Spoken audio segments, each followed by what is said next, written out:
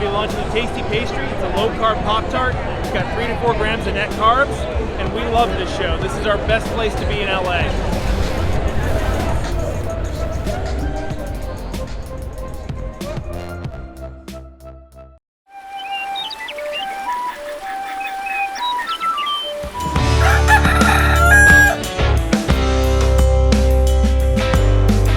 Welcome back to Legendary Foods Muscle in the Morning.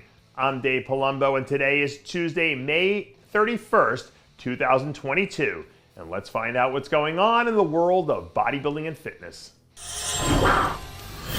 Sometimes you'll hear athletes talk about success as being a gift and a curse, because once you get to a certain level, you end up being saddled with the burden of high expectations from fans and everyone in your circle. But I'll tell you what. If James Hollingshead is feeling the burden right now, he's got a funny way of showing it. To say that the latest updates coming from James' camp are the best of his career doesn't really do him justice, because what he's doing right now feels like it's 2 to 3 levels above everything we've seen from him before. He's bigger, his conditioning is better, and he looks more complete from front to back than he ever has. Last year he proved once and for all that his name deserves to be mentioned in the same conversation as some of the best bodybuilders on the planet.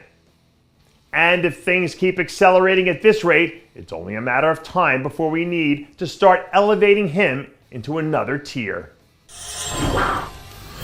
Sometimes you can see someone during the off season or at the start of their prep, and you just know that they're on the verge of doing something special.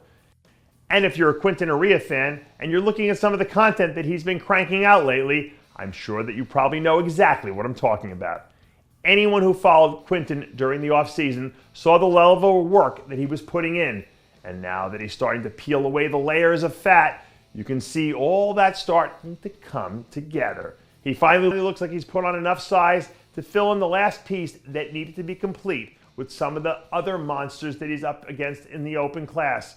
So if his conditioning is where it needs to be and he shows up ready to roll, he has as good a chance as anyone to walk out of that building with the victory. I think it might have been the Hall of Fame Packers coach Vince Lombardi who said that it's not how you start, it's how you finish. And even if it wasn't for the purpose of this segment, it really doesn't matter, because Samson Dauda looks like he's ready to start off his prep strong. And odds are that he's probably going to finish strong too. According to reports from Samson's camp, he's looking to start the next phase of his prep for this year at some point within the next few weeks. And they're expecting for him to continue building on the momentum he established earlier in the year when he was put together a really strong effort at the Arnold Classic.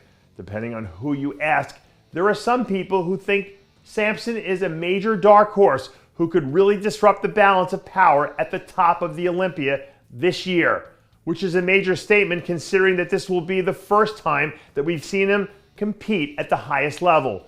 But on the flip side, we all know that he's got all the weapons at his disposal at any moment.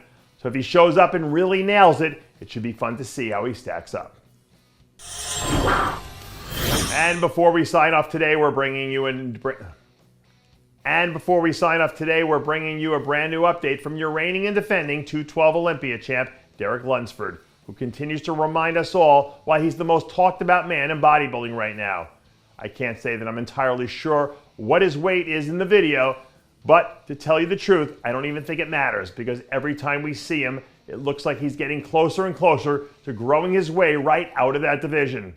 Outside of Ramy and possibly Nick Walker too, Derek's name has been thrown around in all sorts of scenarios, more so than almost anyone else in bodybuilding.